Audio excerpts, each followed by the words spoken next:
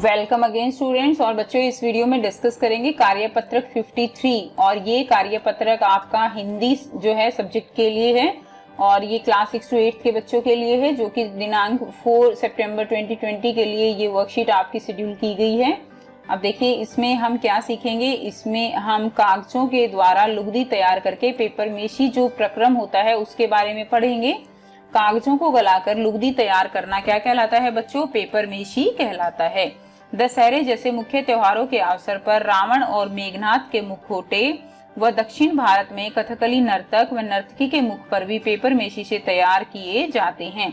यानी जो रावण और मेघनाथ के बड़े बड़े मुखौटे हैं, उनके बड़े बड़े जो मुखौटे तैयार किए जाते हैं वो सब किससे बनाए जाते हैं? वो सब कागजों को गलाकर पेपर मेशी से बनाए जाते हैं।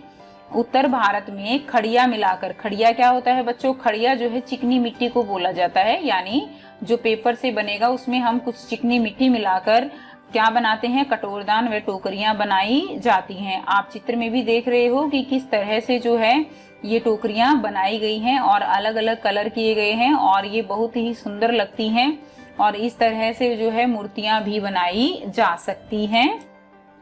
अब देखिए पेपर मेशी के लिए जरूरी सामग्री क्या क्या चाहिए? एक टब चाहिए, कागज चाहिए, कागज जो भी यूज के नहीं हैं, ठीक है, जो बेकार कागज हैं, जो वेस्ट कागज हैं, उनको जो है हम यहाँ पर बहुत बढ़िया उनका यूज कर सकते हैं, पुनः प्रयोग हम उनका कर सकते हैं और जो कि पर्यावरण के लिए भी काफी जो है लाभदायक होगा।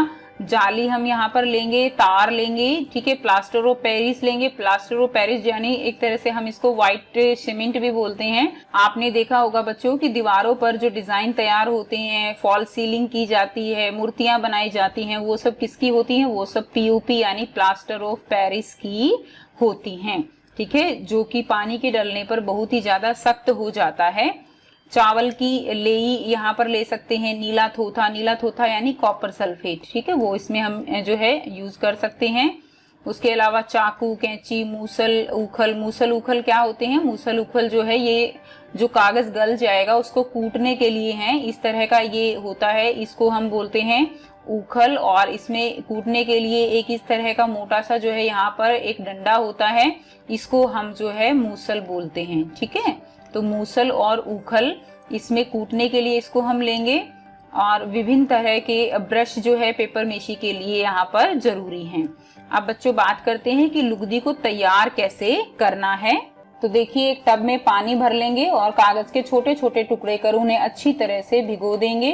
गौरतलब है कि पानी कागजों के ऊपर रहना चाहिए, यानी हम एक टब जो लेते हैं उसके अंदर जब हम टुकड़े कागज के छोटे छोटे टुकड़े करके डालेंगे तो पानी जो है वो ऊपर तक भरा हुआ होना चाहिए, ठीक है। और बच्चों आप इसकी वीडियो जो है YouTube पर भी देख सकते हो कि किस प्रकार इसकी तैयारी करके कैसे जो है डिजाइन तैयार किए जाते हैं, कैसे सामान तैयार किया जाता है, वहां से भी आप हेल्प ले सकते हो। अब यहाँ पर क्या करना है, हफ्ते भर पानी को जो है बाद पानी को बदल देना चाहिए। 2 हफ्तों बाद जो है क्या होगा, जो कागज है वो पूरी तरह से गल जाएंगे और जो टुकड़े हैं उनको टब से निकाल कर आपको मैश कर लेना है। पहले उनका पानी यहाँ पर हम अच्छे से निचोड़ लेते हैं और यदि टूटे हुए कागज का रेशा छोटा निकले तो समझ लेना चाहिए कि लुगदी तैयार हो गई है, ठीक है। तो कागज जो है वो पूरी तरह से गल जाएगा। जब आप इसको निचोड़ोगे तो आप देख पाओगे कि जो कागज है वो बहुत छोटे छोटे रेशे में बदल गया है, इसका मतलब कि ये लुगदी जो है वो तैयार हो गई है।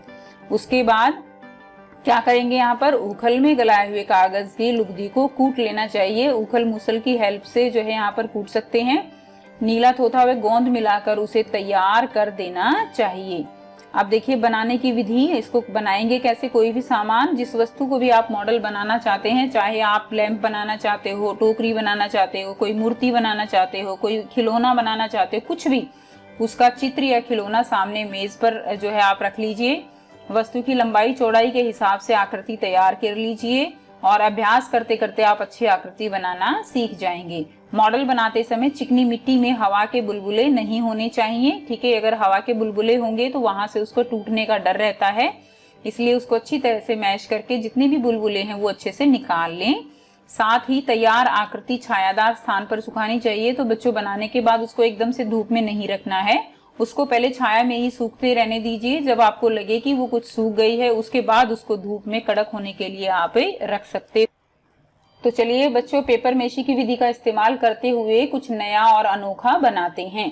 तो आपको ये 2 क्वेश्चन दिए गए हैं कि आपने पेपर मेशी द्वारा क्या बनाया और कैसे बनाया, और क्या यह पर्यावरण के अनुकूल है, तो अनुकूल है तो कैसे है। तो इन क्वेश्चंस के आंसर जो है हम 1 बाय 1 डिस्कस करेंगे। ये फर्स्ट क्वेश्चन का आंसर है बच्चों कि आपने जो है क्या और कैसे बनाया। तो देखिए, टब में पानी भरकर कागज के छोटे छोटे टुकड़ों को भिगो दिया। ठीक है, ये प्रोसीजर है जो हम करेंगे। आप अगर बनाओगे तो भी यही प्रोसीजर फॉलो करोगे।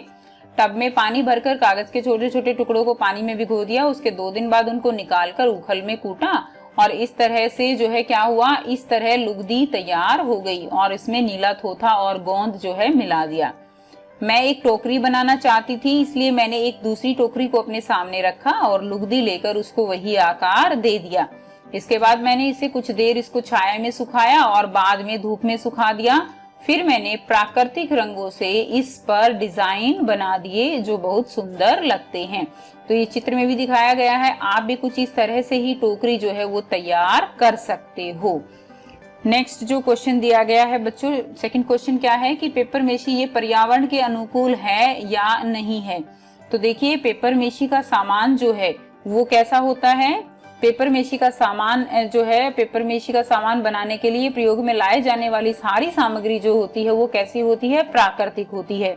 मेन सामान क्या है इसका, वो है कागज, और कागज जो है वो क्या है, वो एक तरह से प्राकृतिक ही है जो पर्यावरण के लिए नुकसानदायक नहीं होता है।